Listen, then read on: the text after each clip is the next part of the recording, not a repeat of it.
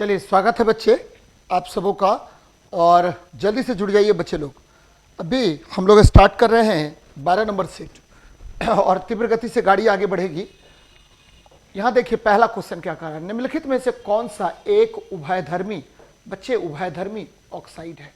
कौन उभयधर्मी ऑक्साइड है, एकदम ध्यान में रखिएगा। जब भी उभयधर्मी की बात करें तो उभयधर्मी ऑक्साइड क्या होता है। उभयधर्मी बच्चे, उभयधर्मी का मतलब होता है आपको क्या होगा, तो अम्ल और क्षारक की भांति व्यवहार।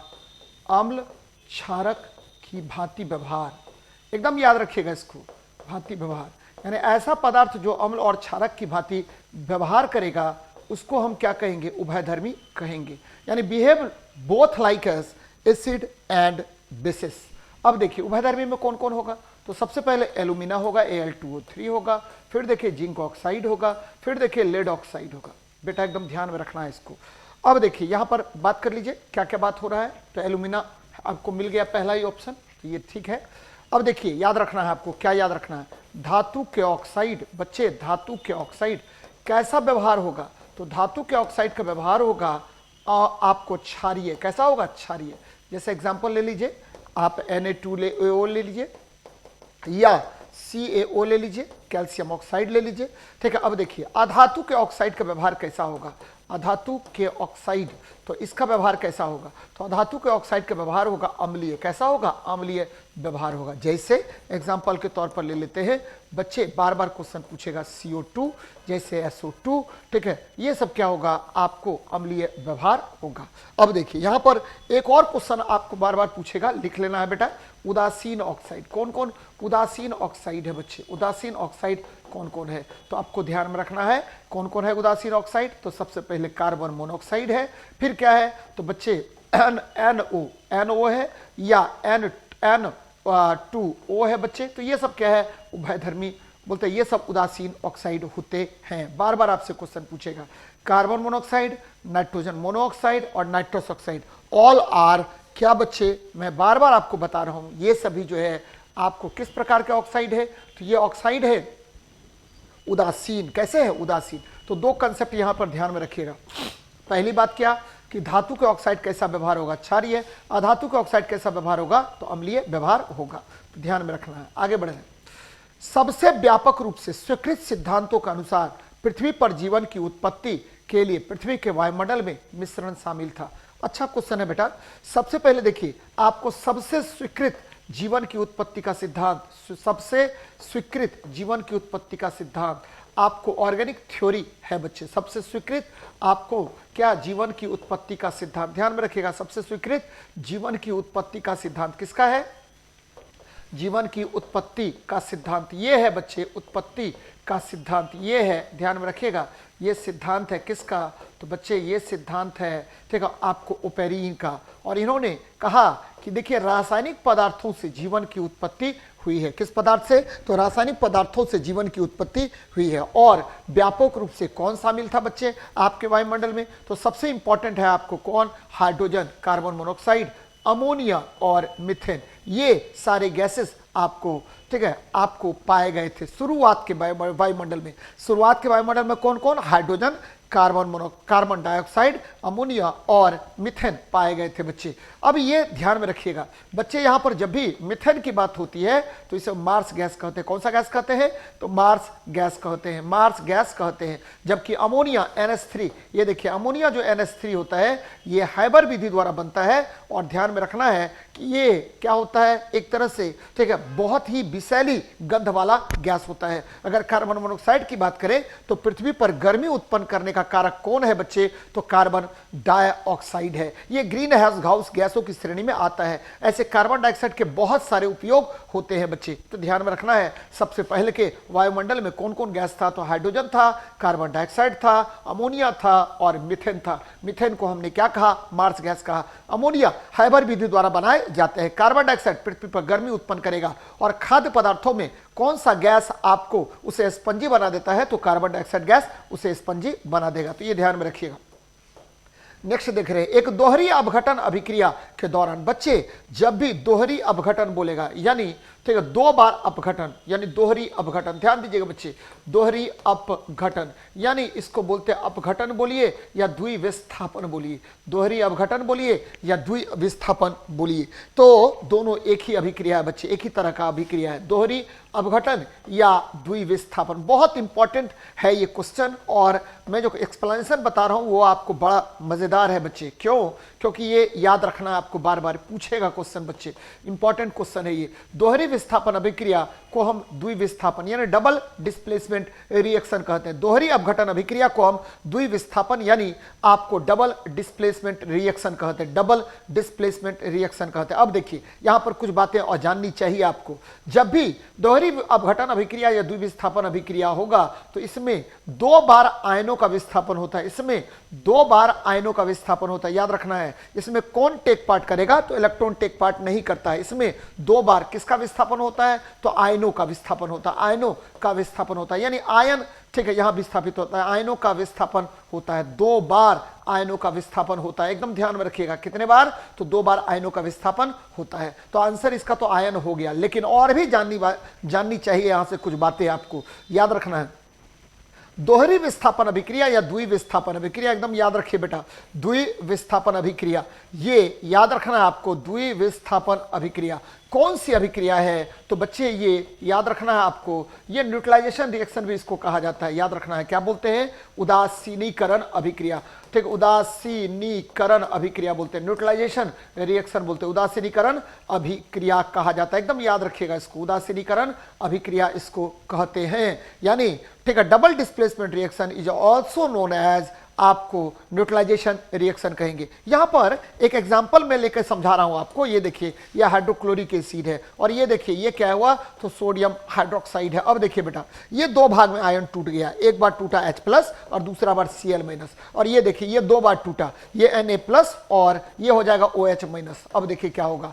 अब क्या होगा? तो 2 बार आयनों का यहां पर विस्थापन होगा। ये हाइड्रोजन चला गया हाइड्रोक्साइड के पास में, और क्लोरीन आयन चला गया सोडियम आयन के पास में, और ये बना लिया, क्या बनाया? तो NaCl, ये देखिए ये लवण बना लिया, और आपको जल का निर्माण हो गया बच्चे। तो उदासीनीकरण अभिक्रिया को हम द्विविस्थापन अभिक्रिया कह सकते हैं। अब देखिए परमाणु, परमाणु क्या होता है बेटा? परमाणु जो है ये तत्व का सबसे छोटा कण है, एकदम याद रखिएगा। तत्व का सबसे छोटा कण कौन होता है? तो परमाणु होता है, तत्व का सबसे छोटा कण होता है, ध्यान में रखिएगा। और इलेक्ट्रॉन, ये परमाणु के मूल कण है, और इसकी खोज जे थॉमसन ने किया था, और ये ऋणात्मक आवेश युक्त कण होता है, ऋणात्मक आवेश युक्त कण होता है। अणु, ये जो है यौगिक का सबसे छोटा कण है। यौगिक का सबसे छोटा कण कौन होता है? तो बच्चे अणु होता है। और याद रखिएगा बच्चे, बहुत इंपॉर्टेंट है, नोट डाउन कर लीजिएगा, ठीक है। परमाणु शब्द का प्रयोग किसने किया था? तो परमाणु शब्द का प्रयोग कन्नाद ने किया था, एकदम नोट डाउन कीजिए,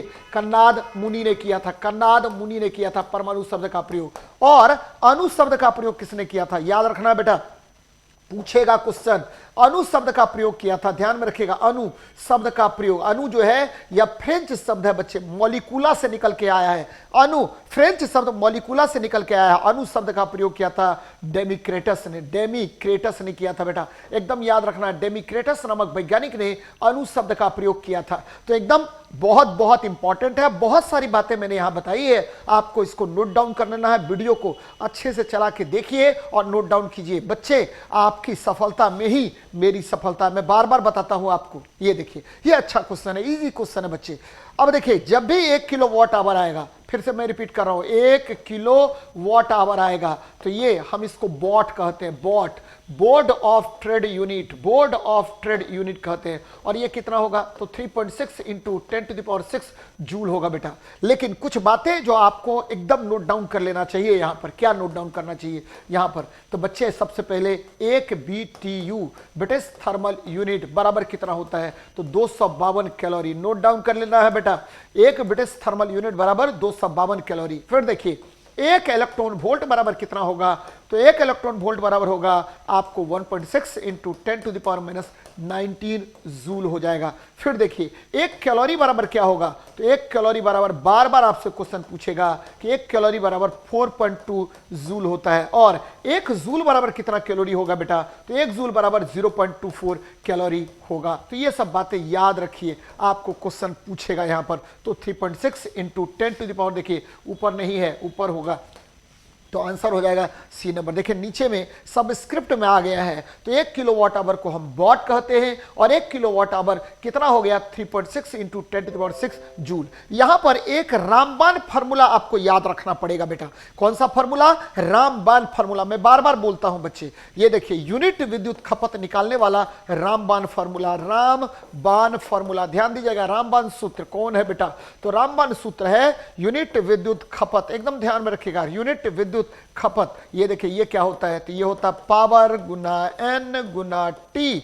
और ये टी होता घंटा में, घंटा में होगा बटे 1000 आ जाएगा। तो बच्चे एकदम नोट डाउन कर लेना है आपको, बार बार आपसे क्वेश्चन पूछेगा। पावर गुना एन गुना टी बटे 1000, इसे बोलते हैं किलो वॉट आवर। यहां से यूनिट विद्युत खपत निकल जाएगा, पी यहां वॉट में होगा, एन जो है नंबर ऑफ इक्विपमेंट्स है, नंबर ऑफ इक्विपमेंट्स है। तो ये ध्यान में रखिएगा, बहुत इंपॉर्टेंट है, बार बार पूछेगा। चलिए देखते हैं, न्यूटन के नियम कणों के लिए अच्छे सिद्ध नहीं होते हैं। बहुत अच्छी बात है, किस कण के लिए यह सिद्ध अच्छा नहीं होगा बच्चे, तो न्यूटन का नियम ओवरऑल सभी कणों पर लागू होता है, लेकिन वह कण जो प्रकाश के वेग के साथ तुलनीय वेग से गति करेगा उस पर लागू नहीं होगा। ध्यान में रखिए बच्चे, न्यूटन साहब ने क्या किया, तो न्यूटन ने ठीक है गति का नियम दिया था, गति का नियम दिया, और मैंने क्या कहा बच्चे, नियम दिया। यह जो नियम है दिया, यह नियम सभी कणों पर लागू होता है, यह नियम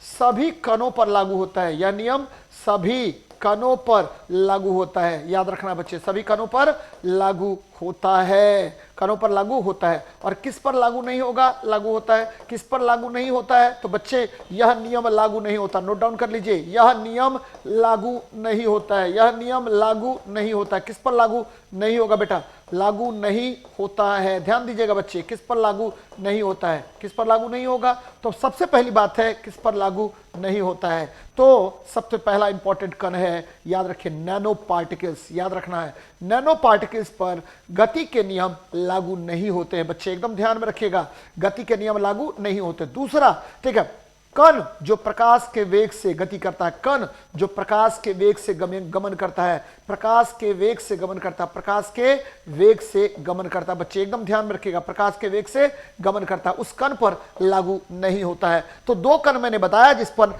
न्यूटन के नियम का कोई प्रभाव नहीं होगा। पहला कण हो गया नैनो पार्टिकल्स, दूसरा हो गया ऐसा कण जो कौन है, प्रकाश के वेग से अधिक वेग से गमन करता है। तो ध्यान में रखिएगा बच्चे। अब देखिए, प्रकाश के वेग से अधिक वेग से गमन करने वाले कण को हम क्या कहते हैं, तो बच्चे इसे हम याद रखिएगा, इसे टैक्योन्स कहते हैं। प्रकाश के वेग से अधिक गमन करने वाले, प्रकाश के वेग से, याद रखना, प्रकाश के वेग से अधिक वेग से, प्रकाश के वेग से अधिक वेग से गमन करने वाले कण, अधिक वेग से गमन करने वाला कण, गमन करने वाला कण क्या होगा, गमन करने वाला कण, याद रखिए बच्चे, गमन करने वाला कण ये टैक्योन्स है। ये क्या है, टैक्योन्स है बच्चे, टैक्योन्स है, ध्यान में रखिएगा। और ठीक है, आपको ध्वनि की चाल से अधिक चाल से गमन करने वाला कण, ध्वनि के चाल से अधिक चाल से गमन करने वाला कण, ध्वनि के चाल से अधिक चाल से गमन करने वाला कण, अधिक चाल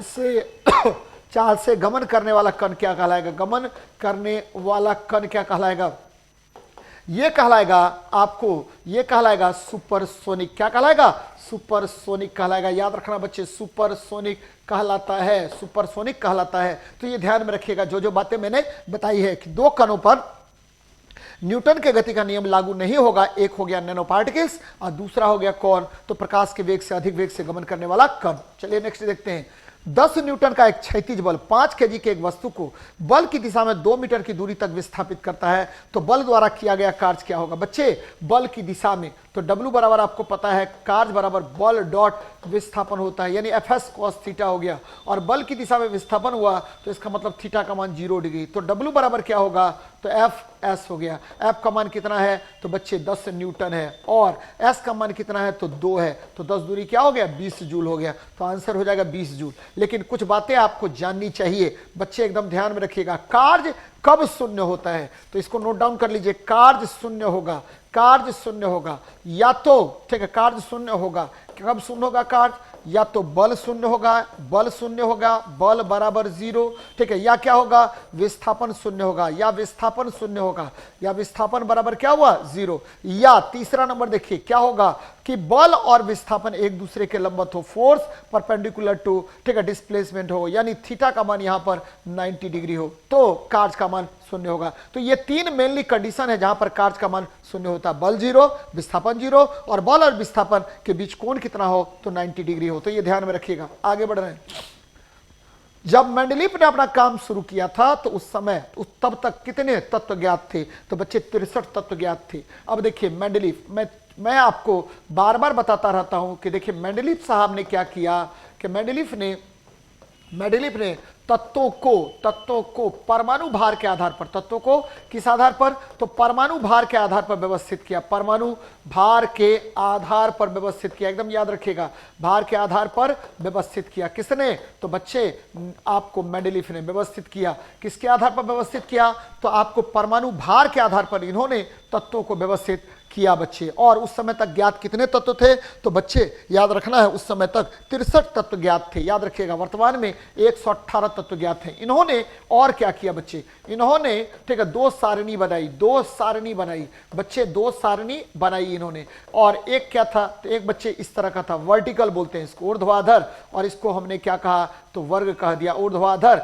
इसको हमने क्या कह दिया, तो वर्ग कह दिया। और एक इन्होंने क्या बनाया, क्षैतिज, तो इसको क्या बोले, तो बच्चे आवर्त बोल दिए। क्षैतिज तो इसको बोल दिया आवर्त। तो आपको मेंडलीफ के आवर्त सारणी में कुल कितने आवर्त, तो बच्चे मेंडलीफ के आवर्त सारणी में ध्यान में रखना है, मेंडलीफ के आवर्त सारणी में, मेंडलीफ के आवर्त सारणी में कितने ठीक आवर्त बच्चे, आवर्त सारणी में पहले था 8 आवर्त, पहले था 8, अब बोलते 7 आवर्त था, और आपको 8 वर्ग था। ध्यान में रखिएगा, आवर्त सारणी में 7 आवर्त और क्या था, पहले था 8 वर्ग, लेकिन बाद में एक अक्रिय गैस का वर्ग खोजा गया, इसीलिए 9 वर्ग हो गया। कितना वर्ग हो गया, 9 वर्ग हो गया। एक चीज और ध्यान में रखिएगा कि मेंडलीफ जो है बहुत सारे तत्वों के लिए अपने आवर्त सारणी में खाली स्थान छोड़ दिया, और ठीक है, इक्का सिलिकॉन, इक्का गैलियम और इक्का एल्युमिनियम, इसको कहते हैं बच्चे। तो ये ध्यान में आपको रखना चाहिए। और मेंडलीफ जो है अपने आवर्त सारणी में ठीक है हाइड्रोजन का स्थान सुनिश्चित नहीं कर पाए। तो एकदम ध्यान में रखना है, बार बार इस तरह का प्रश्न आपसे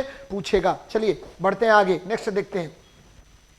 पौधों द्वारा ठीक है, पौधे डैश द्वारा अतिरिक्त जल से छुटकारा पा सकता है। तो पौधा बच्चे आपको पता है कि पौधा में क्या होता है, वाष्पोत्सर्जन होता रहता है, जिसके कारण जल का उत्सर्जन होगा। बच्चे आपको पता है कि पादप में ये देखिए ये पत्तियां हैं, पत्तियां में क्या होता है, तो आपको गार्ड सेल्स होता है, गार्ड सेल्स, और यहीं पर आपको गार्ड सेल्स होता है बच्चे। गार्ड सेल से क्या होगा, तो आपको ठीक है आपको गैसों का आदान प्रदान होता है। याद रखिए, बार बार क्वेश्चन पूछेगा, गैसों का आदान प्रदान किससे होता है, तो गार्ड सेल से होता है, आदान प्रदान होगा। और यहीं पर आपको स्टोमाटा पाया जाता है। क्या पाया जाता है, स्टोमाटा पाया जाता है। और ये जो स्टोमाटा है ये क्या करता है, तो बच्चे ये वाष्पोत्सर्जन में सहायता करता है, वाष्पोत्सर्जन में सहायता करता है। एकदम ध्यान में रखिएगा, सहायता करता है किसमें, तो वाष्पोत्सर्जन में सहायता करता है। बच्चे एक चीज और ध्यान में रखना चाहिए कि देखिए श्वसन जो होता है वह ठीक है आपको जब गार्ड सेल्स बंद हो जाएगा तो आपको स्ट्रोमा में क्या होता है, तो आपको श्वसन होता है, यानी डार्क रिएक्शन होता है। आपको पता होनी चाहिए कि पादप में डार्क रिएक्शन कहां होता है, तो स्ट्रोमा में होता है। और आपको एक और होता है ग्रेना, जिसमें क्या होगा, लाइट रिएक्शन होता है, यानी आपको लाइट रिएक्शन कहां होगा, तो आपके ग्रेना में होगा। डार्क रिएक्शन कहां होगा, तो आपको स्ट्रोमा में होगा। तो ये बातें याद रखिए, बार बार आपको क्वेश्चन पूछेगा, याद रखिए ना। एक चीज और ध्यान में रखना है, पादप में पत्तियों तक जल किसके द्वारा, तो जाइलम के द्वारा। जाइलम क्या है, तो यह जटिल अस्थाई उत्तक है, जाइलम जटिल अस्थाई उत्तक है। तो ये ध्यान में रखिएगा आप लोग। आगे बढ़ रहे हैं, यहां देखिए जब किसी प्रतिरक्षा बल F को विपरीत दिशा में लगाया जाता है तो दो दिशाओं के बीच कोण कितना होगा। ये देखिए, जब किसी प्रतिरक्षा बल F को विपरीत दिशा में लगाया जाता है तो कितना डिग्री पर आपको बल लगेगा। बच्चे क्या कह रहे हैं, ये देखिए, एक बल लग रहा है इस दिशा में और प्रतिरक्षा बल विपरीत दिशा में लगाया जाता है, तो बताइए थीटा का मान कितना डिग्री होगा। तो थीटा का मान 180 डिग्री होगा। और ये विपरीत दिशा में एक दूसरे से क्या है, विपरीत दिशा में है। ये F1 है और ये F2 है बच्चे। F1 और F2 आपको क्या होगा, F1 एवं F2 यानी क्रिया और प्रतिक्रिया बोलिए या रक्षा और प्रतिरक्षा बोलिए, ठीक है। F1 और F2 क्या होगा, तो विपरीत दिशा में समान परिमाण के, विपरीत दिशा में होगा और समान परिमाण के होगा, विपरीत दिशा में होगा। थीटा बराबर कितना, 180 डिग्री पर होगा। और क्या होगा, तो बच्चे क्या होगा, तो ये ध्यान में रखना है आपको, समान परिमाण होगा, समान परिमाण होगा, समान परिमाण होता है। तो ये ध्यान में रखिएगा, समान परिमाण होता है। यानी ठीक है, F1 और F2 दो विपरीत दिशा में बल कार्य करेंगे, 180 डिग्री पर कार्य करेगा और यह समान परिमाण के होगा। और ये नियम किसका नियम है, तो बच्चे न्यूटन का तृतीय गति नियम है। न्यूटन का तृतीय गति नियम क्या कहता है, तो देखिए, क्रिया प्रतिक्रिया के बराबर होगा, action is equal to reaction and same but in opposite direction. तो एकदम ध्यान में रखना है आपको बच्चे। यहां पर दो बातें आपको जान लेनी चाहिए। बल जो है वो क्या होता है, तो संवेग में परिवर्तन की दर है। बल बराबर क्या हुआ, द्रव्यमान गुना त्वरण होता है। बल बराबर क्या होगा, तो द्रव्यमान गुना त्वरण होता है। बल का मात्रक क्या होता है, तो केजी मीटर पर सेकेंड स्क्वायर। और इसी को बेटा बोलते हैं न्यूटन। क्या बोलते हैं, न्यूटन बोलते हैं। तो ध्यान में रखिएगा इसको। आगे बढ़ रहे हैं, यहां देखिए क्या कह रहा है, एक पिकोमीटर किसके बराबर होता है। तो स्क्रिप्ट छोटा हो गया है, आपको पता होनी चाहिए। 4-5 चीजें आपको ध्यान में रखना है। 10⁻⁻15 मीटर को हम क्या कहते हैं, एक फर्मी या एक फेम्टो कहते हैं। एक फर्मी या एक फेम्टो कहते हैं, ये ध्यान में रखिए। अब देखिए, अब ले लेते हैं एक और। 10⁻12 को मीटर को क्या बोलते हैं, पीको। क्या बोलेंगे, पीको। चलिए, 10⁻12 को क्या बोलते हैं, पीटा। क्या बोलेंगे, पीटा बोलते हैं। हाँ, पीटा बोलेंगे कि पीटा नहीं, टेरा बोलेंगे। क्या बोलेंगे बेटा, टेरा। और 10⁻15 को क्या बोलते हैं, तो ये 15 मीटर को बोलते हैं पिटा। क्या बोलते हैं, पीटा, पीटा या पिटा, जो बोलिए। अब देखिए, आपको ये ध्यान में रखना है कि 10⁻⁹ को क्या बोलेंगे, तो नैनो, नैनो बोलेंगे। लेकिन यही अगर 10⁻+10 में आएगा तो इसको क्या बोलेंगे, गीगा बोलेंगे। क्या बोलेंगे, गीगा बोलेंगे। तो देखिए, पिकोमीटर कौन होगा, तो 10⁻12 मीटर को हम क्या कहेंगे, पिकोमीटर कहेंगे। तो ये ध्यान में रखनी चाहिए। आगे बढ़ रहे हैं। एक 800 केजी की कार 90 किलोमीटर प्रति घंटा की चाल से चल रहा है। ब्रेक लगने के 5 सेकंड के बाद यह कार रुकती है, तो ब्रेक द्वारा लगाया गया बल कितना होगा बच्चे। यहां देखिए, बड़ी अच्छी बात है, 90 किलोमीटर प्रति घंटा दिया है, तो भी दिया हुआ है। मैंने बार बार कहा है सवाल कैसे बनाएंगे, तो ये भी लिख लिए, ये एम लिख लिए और ये टी लिख लिए बच्चे। तो आपको पता है कि क्या होता है, आपका बल निकालने के लिए बोल रहा है। बल बराबर क्या होगा, तो बल बराबर क्या होगा, तो द्रव्यमान गुना त्वरण या संवेग में परिवर्तन की दर होता है। संवेग में परिवर्तन की दर, तो यहां देखिए एम भी अब बटा क्या हुआ, टी आपको दिया हुआ है। तो बच्चे एम का मान क्या है, तो एम का मान 800 केजी है। भी कितना है, तो 90 किलोमीटर प्रति घंटा है, तो 5/18 मीटर पर सेकेंड हो गया। समय कितना दिया हुआ है, 5 सेकेंड बच्चे। तो कर लीजिए ना, 18×5 90, 5 कट गया, तो 800 गुना 5 यानी 4000 न्यूटन है। देखिए ऑप्शन में है कहीं पर, तो हाँ बच्चे 4000 न्यूटन में है। तो याद रखिए, क्या मैंने कैसे निकाला इसको, मैंने इस फॉर्मूला कैसे जनरेट किया, तो फॉर्मूला जनरेट किया कि संवेग में परिवर्तन को हम क्या कहते हैं, बल कहते हैं बच्चे। एम भी माइनस यू बटे टी आपको क्या होता है, बल होता है। तो ये ध्यान में रखिएगा। अब यहां पर क्या है, तो ठीक है, आपको रुकती है, ब्रेक द्वारा लगाया गया बल निकालना है बच्चे। तो हमने क्या किया, तो भी का मान 0 पुट कर लिया, तो ये माइनस एम यू बटा क्या होगा, टी होगा। यानी ब्रेक जब भी लगेगा तो वह वस्तु के गति के विपरीत दिशा में, यानी निगेटिव जो है वो शो कर रहा है कि वस्तु के गति के विपरीत दिशा में बल कार्य कर रहा है। यानी भी का मान क्या हुआ, 0 हो जाएगा बच्चे। तो ध्यान में रखिएगा, माइनस एम यू बटा टी, यानी निगेटिव यह बताता है कि बल के विपरीत कार्य हो रहा है, बल के विपरीत कार्य हो रहा है। तो ये ध्यान में आपको रखनी चाहिए। आगे बढ़ रहे हैं। यदि पूर्व की ओर प्रक्षेपित अल्फा कण को चुंबकीय क्षेत्र द्वारा उत्तर की ओर विक्षेपित कर दिया जाए तो चुंबकीय क्षेत्र की दिशा किधर होगी। बहुत अच्छा क्वेश्चन है बच्चे। सबसे पहले बात करते हैं अल्फा कण। क्या है अल्फा कण, तो अल्फा कण क्या है, तो आपको पता है 2He, ये देखिए 2He, ठीक है, आपको क्या हुआ 2++ आयन, यानी यह हीलियम आयन है। कौन सा आयन है? तो हीलियम आयन है। ध्यान में रखिएगा बच्चे, हीलियम आयन को हम अल्फा पार्टिकल कहते हैं। हीलियम आयन को हम अल्फा पार्टिकल कहते हैं। अब देखिए क्या कह रहा है क्वेश्चन में। क्वेश्चन में कह रहा है कि यदि पूर्व की ओर विक्षेपित होगा, ठीक है, कौन? तो बच्चे अल्फा कण, तो चुंबकीय क्षेत्र द्वारा उत्तर की ओर विक्षेपित होगा।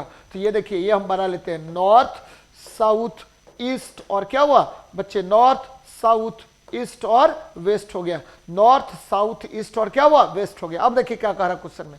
क्वेश्चन में कह रहा है यदि पूर्व की ओर विक्षेपित अल्फा कण, पूर्व की ओर विक्षेपित, पूर्व की ओर विक्षेपित, इधर जा रहा है अल्फा कण, अल्फा कण किधर जा रहा है? तो ये पूर्व की ओर विक्षेपित है, मान लेते हैं। अब देखिए क्या कह रहा है, चुंबकीय क्षेत्र द्वारा उत्तर की ओर विक्षेपित, तो उत्तर की ओर विक्षेपित होगा, ठीक है, उत्तर की ओर विक्षेपित कर दिया जाता है, तो उस चुंबकीय क्षेत्र की दिशा क्या होगी? अब देखिए फ्लेमिंग के लेफ्ट हैंड रूल के अनुसार, ध्यान दीजिए बच्चे, फ्लेमिंग के लेफ्ट हैंड रूल के अनुसार आपको चुंबकीय क्षेत्र की दिशा क्या होगी पूछ रहा है। ये विक्षेपित हो रहा है किधर? तो बल लगा उस दिशा में, तो चुंबकीय क्षेत्र की दिशा नीचे की ओर होगा। बल लगा, याद रखना है, देखिए ये 3 उंगली है बच्चे, तो आपको विक्षेपित हो रहा है उत्तर की ओर। किधर की ओर? उत्तर की ओर विक्षेपित हो रहा है, यानी बल की दिशा इस दिशा में हो गई, तो चुंबकीय क्षेत्र की दिशा किधर होगी? तो नीचे की ओर होगी, तो यानी अधोमुखी हो जाएगा। कैसा होगा? अधोमुखी हो जाएगा। ध्यान दीजिए, थोड़ी सी बात पर ध्यान दीजिएगा बच्चे, क्या मैं कह रहा हूं। ये देखिए इधर से देखिए, यहां बल लग रहा है, तो आपको चुंबकीय क्षेत्र की दिशा किधर होगी? तो नीचे की ओर होगी। किधर होगी? नीचे की ओर होगी। तो ये ध्यान में रखना है आपको, बार बार इस तरह का प्रश्न आपसे पूछेगा। अब देखिए यहां पर आपको एक चीज जानना है कि चुंबकीय क्षेत्र क्या होता है बच्चे। तो चुंबकीय क्षेत्र B बराबर क्या होता है? तो चुंबकीय क्षेत्र B बराबर φ अपॉन ds होता है। φ क्या है? तो चुंबकीय फ्लक्स है, चुंबकीय फ्लक्स है बच्चे, एकदम याद रखिएगा। चुंबकीय फ्लक्स को क्या बोलते हैं? तो φ बोलते हैं, बटा ds क्या हुआ? तो वर्ग मीटर हो जाएगा, यानी ये सदिश क्षेत्र है, सदिश क्षेत्र है, ध्यान रखिएगा, सदिश क्षेत्र है। चुंबकीय फ्लक्स का मात्रक क्या होता है? तो वेबर होता है, वेबर होता है। वेबर पर मीटर स्क्वायर को हम क्या बोलते हैं? तो टेस्ला बोलेंगे। क्या बोलेंगे? टेस्ला कहते हैं। तो चुंबकीय क्षेत्र का ऐसा ही मात्रक टेस्ला, और सीजीएस मात्रक क्या होता है? तो गॉस होता है। क्या होता है? गॉस होता है। और 1 टेस्ला बराबर कितना गॉस होगा? तो 1 टेस्ला बराबर होता है 10⁴ गॉस, 10⁴ गॉस होता है। तो ये ध्यान में बेटा रखिएगा, बहुत इंपॉर्टेंट है, बार बार आपसे क्वेश्चन यहां पर पूछेगा। चलिए आगे बढ़ते हैं, यहां देख लेते क्या कर रहा है। किसी ऑब्जेक्ट का डैश नियत है और स्थान बदलने पर नहीं बदलता है, तो बच्चे क्या नहीं बदलेगा? स्थान बदलने पर केवल द्रव्यमान नहीं बदलता है, जबकि आपको भार बदल जाएगा, गति बदल जाएगी, वेग बदल जाएगी। भार, द्रव्यमान केवल नहीं बदलता है।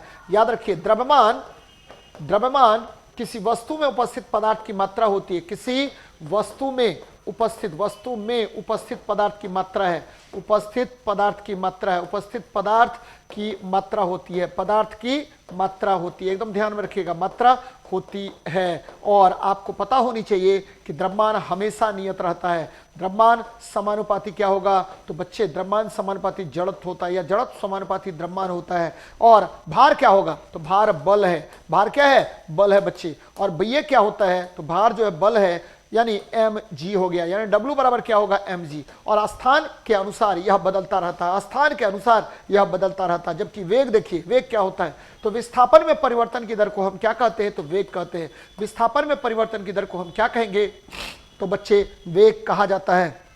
तो ये ध्यान में रखिएगा। तो सब कुछ बदल जाएगा, केवल क्या नहीं बदलेगा? तो द्रव्यमान कभी भी परिवर्तित नहीं होगा, क्योंकि ठीक है, किसी वस्तु में उपस्थित पदार्थ की मात्रा को ही हम द्रव्यमान कहते हैं। चलिए यहां देख लेते हैं, फूल के नर प्रजनन भागों को क्या कहा जाता है? बच्चे एकदम याद रखिए, 2-3 बातें मेरी बात याद रखनी है आपको बार बार, ठीक है, अगर एग्जाम पास करना है। तो ये देखिए, फूल जो है इसका 2 मुख्य भाग होता है। एक पुरुष, ठीक है, पुरुष को याद रखिएगा, मेल पार्ट को हम बोल रहे हैं पुमंग। क्या बोलेंगे? पुमंग बोलेंगे। और स्त्री भाग को हम क्या बोलेंगे? तो स्त्री भाग को बोला जाता है बच्चे, ये बोला जाता है जायांग या गायनोसियम। एंड्रोसियम और गायनोसियम, एंड्रोसियम और गायनोसियम कहा जाता है, एंड्रोसियम और गायनोसियम कहा जाता है। एकदम ध्यान में रखिएगा, एंड्रोसियम और गायनोसियम कहा जाता है। और याद रखिए, पुंकेसर पुष्प का तीसरा चक्र होता है, जो नर अंगों का बना होता है। पुंकेसर क्या होगा? तो पुंकेसर जो है वह क्या होता है? पुरुष का नर भाग होता है। ध्यान में रखिएगा, पुंकेसर या पुमंग, ठीक है, ये क्या होता है? पुरुष का नर भाग होता है। पुंकेसर ये क्या होगा? तो पुरुष का नर भाग होता है, पुरुष का नर भाग होता है। एकदम ध्यान में रखिएगा, नर भाग होता है। बच्चे एक चीज और ध्यान में रखिएगा, अगर वर्तिका स्टिग्मा से स्टाइल तक अगर, ठीक है, आपको वर्तिका से वर्तिकाग्र तक अगर क्या पहुंचेगा तो परागकण पहुंचता है तो निषेचन होता है, और इसे क्या कहते हैं तो पॉलिनेशन कहते हैं। क्या कहते हैं? परागन कहते हैं। याद रखिए बच्चे, वर्तिका से कहां पर? वर्तिकाग्र पर, ठीक है, वर्तिकाग्र पर जब ठीक है क्या पहुंचता है? परागकण पहुंचते हैं तो इसे क्या कहते हैं? तो परागकण पहुंचते हैं तो इसे, याद रखिए बच्चे, पहुंचते हैं तो इसे क्या कहते हैं? तो परागन कहते हैं। तो इसे परागन कहते हैं। एकदम ध्यान में रखिएगा, तो इसे परागन कहते हैं। इफ ठीक है स्टाइल से स्टिग्मा तक अगर आपको क्या पहुंचेगा तो, ठीक है, परागकण यानी पोलन ग्रेन पहुंचेगा तो इस घटना को हम क्या कहते हैं? तो बच्चे परागन यानी पोलिनेशन कहते हैं। और पोलिनेशन में बहुत सारे चीजें भाग लेती हैं, जैसे पक्षी के द्वारा पोलिनेशन अगर होगा तो ऑर्निथोफिली कहेंगे, जल के द्वारा होगा तो हाइड्रोफिली कहेंगे, हवा के द्वारा होगा तो एनिमोफिली कहेंगे, और अगर जानवरों के द्वारा होगा तो, याद रखिए, कीटों के द्वारा होगा तो एंटोमोफिली कहेंगे, और अगर चमगादड़ के द्वारा हुआ तो चेरोप्टोफिली कहते हैं। तो ये ध्यान में आपको रखनी चाहिए, बार बार क्वेश्चन पूछेगा आपसे। यहां देखिए, एक माध्यम जिसका अपवर्तन सूचकांक 1.5 है तो प्रकाश की गति क्या होगी? बच्चे एकदम ध्यान में रखना है आपको। अपवर्तनांक म्यू, याद रखिए, अपवर्तनांक म्यू नोट डाउन कर लीजिएगा बेटा। अपवर्तनांक म्यू बराबर क्या होगा? अपवर्तनांक म्यू बराबर होगा C/V। C क्या है? तो निर्वात में प्रकाश का वेग, एकदम ध्यान में रखिए बच्चे, प्रकाश का वेग होता है बटे आपको माध्यम में प्रकाश के वेग के अनुपात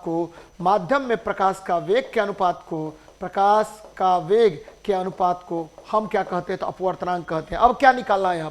यहां निकालना माध्यम में प्रकाश का वेग, V बराबर क्या होगा? C/μ हो जाएगा। C का वैल्यू कितना है बेटा? तो C का वैल्यू है 3 × 10⁸ मीटर पर सेकेंड, और आपको अपवर्तनांक कितना दिया हुआ? 1.5 काट दीजिए बच्चे, 1.5 दूनी 3 यानी 2 × 10⁸ मीटर पर सेकेंड। अब देखिए, अपवर्तनांक जो होता है इसका कोई मात्रक नहीं होता है। अपवर्तनांक एकदम याद रखिएगा बच्चे, म्यू बराबर, ठीक है, sin I/sin R स्नेल के नियम से होता है।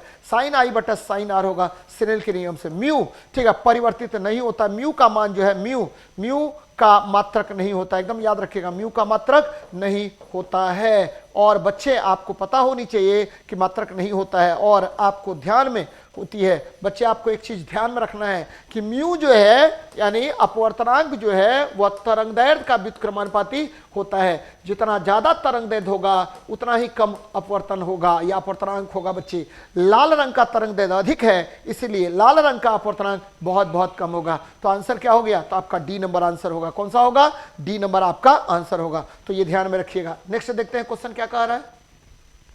अलग अलग प्रतिध्वनियों को सुनने के लिए ध्वनि स्रोत से अवरोध की न्यूनतम दूरी कितनी होनी चाहिए? तो बच्चे, वायु में ध्वनि की चाल, ये देखिए, चला ध्वनि चला, और ये परावर्तक सतह है। कौन सा सतह है? परावर्तक सतह है। ये चला और परावर्तक सतह से टकरा गया और वापस अपने पथ पर लौट गया। इस घटना को हम क्या बोलते हैं? प्रतिध्वनि। क्या बोलेंगे? इको कहते हैं बेटा। क्या कहते हैं? इको कहते हैं। और इको मान लीजिए x और x है, तो आपको पता होनी चाहिए कि ध्वनि की चाल v बराबर क्या हुआ? 2x/t हो गया। और आपको पता होनी चाहिए x ये क्या होगा? 1/10 सेकंड में सुनाई देना चाहिए। अगर 1/10 सेकंड में सुनाई देता है तो ध्वनि क्या होगा? तो आपको ध्वनि क्या होगा? तो उसका प्रतिध्वनि सुनाई देगा, अनलेस वो सुनाई नहीं देगा। तो अब देखिए x बराबर क्या होगा बेटा? तो v × t बटा कितना? तो बच्चे 2।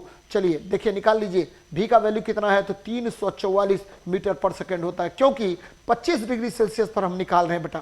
20 डिग्री, कमरे का तापमान कितना? 20 डिग्री सेल्सियस होता है। टाइम कितना है? तो 1/10, और ये 2 निकाल लीजिए बच्चे, 20 काट दीजिए इसको, 17.2 मीटर होगा। यानी प्रतिध्वनि के लिए न्यूनतम दूरी कितनी होनी चाहिए? तो 17.2 मीटर होनी चाहिए। 17.2 मीटर होनी चाहिए। देखिए मैंने कैसे निकाला है। ध्वनि टकराया, अवरोध के किनारे से टकराकर पुनः वापस सुनाई दिया। ध्वनि चला, अवरोध के किनारे से टकराया, अवरोध से टकराया और पुनः वापस सुनाई दिया। कितना सेकंड में? 1/10 सेकंड में। और इसी के कारण आपको प्रतिध्वनि सुनाई देती है। और एक चीज और ध्यान में रखना है। क्या ध्यान में रखना है? कि प्रतिध्वनि के लिए, ठीक है, प्रतिध्वनि के लिए, ठीक है, आपको क्या होना चाहिए? तो बच्चे, सतह जो है परावर्तक सतह होना चाहिए। सतह कैसा? परावर्तक सतह होना चाहिए। सतहों के बीच की दूरी कितनी होनी चाहिए? स्रोत और सतह के बीच की दूरी 17.2 मीटर होनी चाहिए, ध्यान में रखिएगा। या 16.6 भी मीटर होता है बेटा, तो ये ध्यान में रखिएगा, 17 मीटर एग्जैक्ट आपको वैल्यू है। चलिए नेक्स्ट देखते हैं, निम्न में कौन सा ऊतक कोशिका विभाजन में सक्षम है बच्चे? अब देखिए सबसे इंपॉर्टेंट आपको जानना पड़ेगा, यहां देखिए सबसे पहले बात करते हैं स्थूल कोण ऊतक का। कौन सा ऊतक का? स्थूल कोण ऊतक का। ध्यान में रखिए बेटा, स्थूल कोण ऊतक क्या है? तो स्थूल कोण ऊतक जो है यह एक तरह से स्क्लेरन कायमा है, स्क्लेरन कायमा है, ध्यान में रखिए, स्क्लेरन कायमा है। दृढ़ ऊतक, ठीक है, दृढ़ ऊतक भी स्क्लेरन कायमा है। मृदु ऊतक यानी पैरन कायमा है। विभाज्य ऊतक, बच्चे ये देखिए इसी में विभाजन का सबसे अधिक गुण होता है। यहाँ कोशिका विभाजन तीव्र गति से होता है, यहाँ कोशिका विभाजन तीव्र गति से होता है, कोशिका विभाजन तीव्र गति से होता है, कोशिका विभाजन तीव्र गति से होता है, विभाजन तीव्र गति से होता है, एकदम ध्यान में रखिएगा, तीव्र गति से होता है। कहां पर? तो बच्चे याद रखना है आपको कि कहां पर? तो विभाज्य ऊतक में कोशिका विभाजन तीव्र गति से होगा, एकदम ध्यान में रखिएगा। जबकि स्क्लेरन कायमा या दृढ़ोत्तक जो होता है, या स्थूल कोण ऊतक कोलेन कायमा को कहते हैं बेटा, स्थूल कोण ऊतक कोलेन कायमा को कहते हैं, जबकि दृढ़ ऊतक स्क्लेरन कायमा को कहते हैं। तो स्क्लेरन कायमा जो होता है वो मृत होता है, स्क्लेरन कायमा जो होता है वो मृत होता है, लिख लीजिएगा इसको।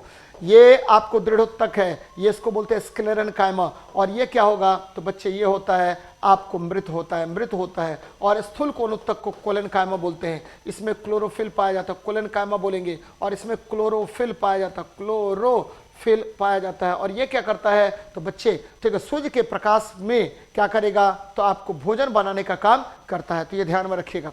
चलिए आगे बढ़ते हैं। निम्नलिखित में से कौन सा प्रोपेनोन में कार्यात्मक समूह है? बच्चे अल्कोहल में कार्यात्मक समूह या फंक्शनल ग्रुप, पहले फंक्शनल ग्रुप है क्या, ये ध्यान में रखिए। फंक्शनल ग्रुप क्या है? तो फंक्शनल ग्रुप क्या होता है? तो जिस पर ठीक है परमाणु या परमाणुओं का समूह, परमाणु या परमाणुओं का समूह जिस पर किसी कार्बनिक यौगिक का संपूर्ण, परमाणु या परमाणुओं का समूह जिस पर किसी कार्बनिक यौगिक का, परमाणु या परमाणुओं का समूह जिस पर किसी कार्बनिक यौगिक का संपूर्ण गुण निर्भर करता है, जिस पर किसी कार्बनिक यौगिक का, कौन सा यौगिक? कार्बनिक यौगिक का सभी गुण निर्भर करता है, कार्बनिक यौगिकों का, कार्बनिक यौगिकों का सारा गुण निर्भर करता है, यौगिकों का सारा गुण निर्भर करता है, सारा गुण निर्भर करता है, एकदम ध्यान में रखिएगा, निर्भर करता है, उसको हम क्या कहते हैं? तो बच्चे उसको कहते हैं, याद रखिए, फंक्शनल ग्रुप कहेंगे, ठीक है, फंक्शनल ग्रुप कहेंगे। यहां देखिए अल्कोहल का फंक्शनल ग्रुप क्या होगा? तो OH होगा। कीटोन का फंक्शनल ग्रुप क्या होगा? तो C डबल बॉन्ड O होगा, ठीक है। अब देखिए कार्बोक्सिलिक का क्या होगा? तो COOH होगा। एल्डिहाइड का क्या होगा? तो CHO होगा। बच्चे इसको क्या बोलते हैं? तो ऑल, याद रखिए ऑल। इसको क्या बोलते हैं? तो वन बोलेंगे। इसको क्या बोलेंगे? तो ओइक एसिड कहेंगे, ओइक एसिड कहेंगे। और इसको क्या बोलेंगे? तो अल बोलेंगे बेटा, क्या बोलेंगे? अल बोलेंगे। तो ये ध्यान में रखिएगा। अब देखिए प्रोपेनोन, प्रोपेनोन किस में आएगा? वन में आएगा बट्टे, तो क्या होगा? कीटोन हो जाएगा। क्या होगा? कीटोन होगा। तो देखिए किस तरह से बनाते हैं सवाल, एकदम ध्यान में रखिएगा। Alcohol OH, ketone C double bond O, carboxylic acid COOH और एल्डिहाइड CHO होता है। अल्कोहल में O ऑल लग जाएगा, कीटोन में वन लग जाएगा, कार्बोक्सिलिक एसिड में ओइक एसिड लग जाएगा, और एल्डिहाइड में क्या लगेगा? तो बच्चे ध्यान में रखिएगा, एल्डिहाइड में क्या लगेगा? तो अल लग जाएगा, एल्केनल। क्या होगा? एल्केनल होगा। चलिए नेक्स्ट देखते हैं। मरुस्थलीय पौधों में उपचर्म पर एक मोटी कोमल बाहरी परत ठीक होती है, जिसे क्या कहते हैं बच्चे? तो ध्यान में रखिएगा, काइटिन बोलते हैं बच्चे। क्या बोलते हैं इसको? जनरली जो है आपको ध्यान में रखना है कि बार बार क्वेश्चन पूछेगा कि मरुस्थलीय पौधों के उपचर्म पर एक मोटी कोमल बाहरी परत होती है, जिसको क्यूटीन कहते हैं बच्चे। क्या कहते हैं? क्यूटीन कहते हैं। ये काइटिन नहीं, क्यूटीन कहते हैं, क्यूटीन कहते हैं बच्चे। और लिग्निन जो है ये आपको लकड़ी को मजबूत बनाता है, लकड़ी को कठोर बनाता है, लकड़ी को कठोर बनाने का काम करता है। सेलुलोज आपके प्रकृति में सबसे अधिक मात्रा में पाया जाने वाला कार्बनिक पदार्थ है, और पादप की कोशिका भित्ति, याद रखिएगा, पादप की कोशिका भित्ति इसी की बनी होती है, कोशिका भित्ति इसी की बनी होती है, एकदम ध्यान में रखिएगा। जबकि वसा जो है, वसा आपको पता है ट्राइग्लिसराइड होता है, ट्राइग्लिसराइड होता है, और यह शरीर को अत्यधिक मात्रा में ऊर्जा देता है, एकदम ध्यान में रखिएगा। लगभग 9.1 किलो जूल पर एनर्जी देगा, 9.1 किलो जूल, ठीक है, पर ग्राम ऊर्जा देगा। तो ये ध्यान में आपको रखनी चाहिए कि आपका क्यूटीन पाया जाता है, ये मोमीय पदार्थ होता है। क्या होता है? क्वेश्चन कट रहा है, नहीं कट रहा है बेटा, कहां कट रहा है? ठीक है, विभोर सिन्हा जी, ठीक है, शायद मैं आपको जानता हूं बच्चे, ठीक है। क्यूटीन आपको मोमीय पदार्थ होता है, जो क्या होगा, तो नहीं कट रहा होगा क्योंकि मेरे कैमरे में नहीं कट रहा बेटा, और यही आपको स्क्रीन दिखाई दे रहा होगा। तो यहां से याद रखना है, यहां देखिए, एक प्रतिरोधक की लंबाई L, कोई बात नहीं है, उसके अनुप्रस्थ भाग का क्षेत्रफल A और प्रतिरोध R है। तो एक अन्य प्रतिरोधक जो उसी पदार्थ से बना है, जिसकी लंबाई, ठीक है, लंबाई है, ठीक है, लंबाई क्या होगा, तो बच्चे लंबाई जो है ध्यान में रखिएगा, लंबाई जो है उसका क्या कर दिया है, L/2 है। लंबाई क्या है, L/2। यहां देखिए ये छूटा हुआ है, L/2 है। तो अनुप्रस्थ भाग का क्षेत्रफल 2a है, तो उसका प्रतिरोध कितना होगा? आसान क्वेश्चन है, R बराबर रो L बाय। बच्चे यहाँ बहुत अच्छा कंसेप्ट है, उसको आपको देखना पड़ेगा, ठीक है। क्या देखना पड़ेगा बाद में बताएंगे, पहले क्वेश्चन बना लेते हैं। R1 बराबर क्या होगा, रो, अब देखिए L/2, और क्या हुआ, 2a है बच्चे, 2a है, ठीक है, कोई बात नहीं है, 2a ले लीजिए। तो रो और L अब बटे क्या हो गया, ठीक है बच्चे, a तो a ही है, इंटू क्या कर दीजिए, 4 कर दीजिए। तो रो L/a को हमने क्या कह दिया, R कह दिया, R कह दिया। रो L/a को हमने क्या कह दिया, तो आपको R कह दिया बच्चे। तो ये R कर लीजिए, R अब बटे क्या हो गया, 4 हो गया। तो नया प्रतिरोध R1 बराबर क्या होगा, R/4। बच्चे यहाँ दो कंसेप्ट आपको याद रखने हैं। क्या याद रखने हैं? सबसे पहले प्रतिरोध, ध्यान दीजिएगा, प्रतिरोध क्या है, प्रतिरोध बच्चे, प्रतिरोध, ठीक है, आपको विद्युत धारा के मार्ग में अवरोध है। अब ये किस पर निर्भर करता है, तो एकदम याद रखना बच्चे, सबसे पहले निर्भर करेगा तापमान पर, याद रखना है। बार बार क्वेश्चन पूछेगा कि प्रतिरोध किस पर निर्भर करता है, तो तापमान पर। फिर किस पर निर्भर करेगा, तो बच्चे लंबाई पर निर्भर करेगा, ठीक है। फिर किस पर निर्भर करेगा, तो यह क्षेत्रफल पर निर्भर करेगा। फिर किस पर निर्भर करेगा, तो बच्चे यह निर्भर करेगा प्रकृति पर निर्भर करेगा। फिर किस पर निर्भर करेगा, तो यह प्रकाश पर निर्भर करेगा, प्रकाश पर निर्भर करेगा। ध्यान में रखिएगा, देखिए कितना चीज मैंने बताया। प्रतिरोध डिपेंड्स ऑन, यानी resistance depends on temperature, length of the conductor wire, ठीक है, देन एरिया और नेचर एंड देन लाइट, इस पर डिपेंड करेगा। अब याद रखिए बच्चे, अब क्या कह रहे हैं, अब कह रहे हैं, यहां देखिए ध्यान दीजिएगा मेरी बात पर। अब क्या कह रहे हैं, प्रतिरोधकता या प्रतिरोधकता, ये देखिए प्रतिरोधकता, ये किस पर निर्भर करेगा, तो प्रतिरोधकता आपको निर्भर करेगा केवल और केवल दो कारकों पर। प्रतिरोधकता निर्भर करेगा केवल दो कारक पर। पहला तापमान, बार बार क्वेश्चन पूछेगा कि रेसिस्टिविटी डिपेंड्स ऑन, तो सबसे फर्स्ट क्या हो गया, तापमान, और दूसरा हो गया बेटा क्या, तो ये याद रखिए प्रकृति पर निर्भर करेगा, यही दो कारक पर निर्भर करेगा। यह लंबाई और क्षेत्रफल से स्वतंत्र रहता है, लंबाई और क्षेत्रफल से क्या होगा, स्वतंत्र रहता है। विभोर सिन्हा जी, सुबह सुबह मैं, ठीक है, आपको इसी चैनल, मतलब आपको एक चैनल है हम लोग का, कंपटीशन व्यू लर्निंग एकेडमी, मेरी अपनी कोचिंग है कंपटीशन व्यू लर्निंग एकेडमी। उस कोचिंग के यूट्यूब चैनल पर शार्प 6 बजे मैं 10 क्वेश्चन न्यूमेरिकल का लेके आ रहा हूँ, ठीक है, डेली आ रहा हूँ मैं, पिछले दो दिन से मैं आ रहा हूँ। और हमारा जो कंपटीशन व्यू लर्निंग एकेडमी है, उसके टेलीग्राम चैनल पर उसका क्वेश्चन भी आपको अवेलेबल मिलेगा। तो मिलिए 6 बजे, 6:30 बजे सुबह में, तो बोलते 6:05-10 में आपको लाइव हो जाते हैं हम, तो मिलिए उसमें। और आपको 10-10 न्यूमेरिकल में एकदम ग्रुप डी को टारगेट करके मैंने किया है, वो अपने से नए क्वेश्चंस को मैंने, ठीक है, क्या किया है, सेट किया है और फिर आपको करवा रहा हूं।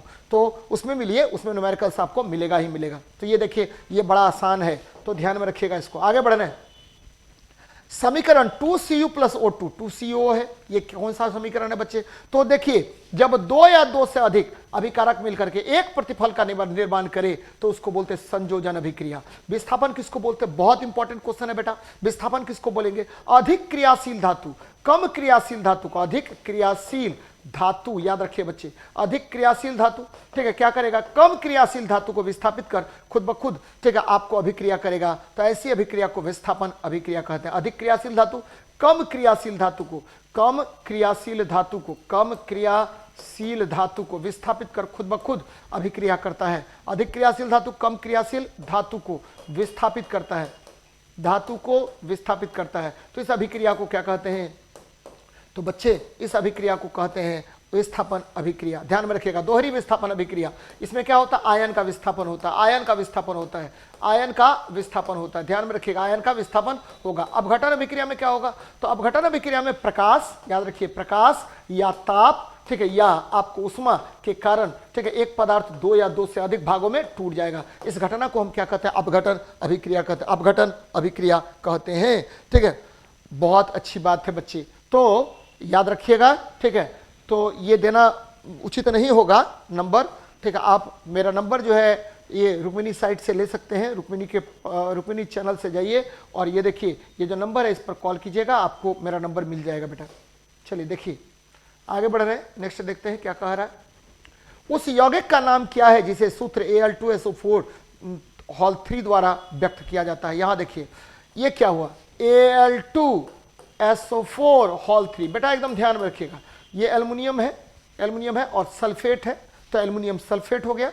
यहाँ देखिए, बहुत बार आपको क्या कहेगा? एल्युमिनियम सल्फाइड कोई कह देगा, सल्फेट कह देगा, ये कह देगा, वो कह देगा, लेकिन होगा क्या? एल्युमिनियम सल्फेट होगा, एल्युमिनियम सल्फेट। क्योंकि एल्युमिनियम की संयोजकता कितनी? 2, और सल्फेट की संयोजकता क्या होती है? एल्युमिनियम की संयोजकता 3 होती है बेटा, एल्युमिनियम की संयोजकता 3 और सल्फेट की संयोजकता कितनी होती है? तो 2 होती है। तो एल्युमिनियम सल्फेट हो गया, एल्युमिनियम सल्फेट हो गया। तो ये ध्यान में रखिएगा, एल्युमिनियम सल्फेट इसका फॉर्मूला होगा। चलिए देखते हैं नेक्स्ट क्वेश्चन को। कह रहा 12 ओम के एक प्रतिरोध में 1 एम्पियर की स्थिर विद्युत धारा प्रवाहित हो रही है, कोई दिक्कत नहीं है। इस प्रतिरोध से 1 मिनट में प्रवाहित होने वाले आवेश की मात्रा क्या होगी? बहुत अच्छी बात है बेटा। ठीक है, ये देखिए कितना आवेश होगा। तो आपको मैंने कल बताया था कि देखिए, आप जो है ना कभी भी क्वेश्चन से घबराएंगे नहीं। मान लीजिए इतना लंबा चौड़ा लिखा है, ठीक है, घबरा गए, कैसे बनेगा? तो आप लिखिए इस पर नंबर आर, प्रतिरोध है ये देखिए, ये क्या है? विद्युत धारा आई है, और ये देखिए 1 मिनट है, समय दिया हुआ टी। तो आपको पता है Q बराबर होता आई टी, होता है, ये फॉर्मूला निकल गया, Q बराबर आई टी। ठीक है, क्योंकि आवेश बोल रहा है निकालने के लिए क्या बोल रहा है? Q बोल रहा है, Q बराबर आई टी होता है। तो आई का वैल्यू देखिए बेटा कितना है? 1 एम्पियर। और टाइम का वैल्यू कितना है? तो 1 मिनट है, तो मिनट को समय में सेकंड में बदलेंगे, 60 कर लीजिए, तो 60 कूलम्ब हो गया। देखिए कुछ है, कुछ भी नहीं है, देखिए तुरंत निकल गया। तो ये ध्यान में रखिएगा, बहुत इंपॉर्टेंट है आपके लिए। चलिए, बहुत अच्छी बात है, आगे बढ़ते हैं। तो ये लास्ट क्वेश्चन था बच्चा, फिर मिलते हैं नेक्स्ट सेशन में। चलिए, जय हिंद, जय भारत। बार बार मैं बता रहा हूँ कि लाइव रहिए तो मज़ा आएगा, बहुत सारी बातें मैं यहाँ बताता रहता हूँ आपको। और विभोर सिन्हा जी, आप बेटा आप लगातार जुड़े हुए हैं मेरे से बहुत दिनों से। तो मिलते हैं नेक्स्ट क्लास में। जय हिंद, जय भारत।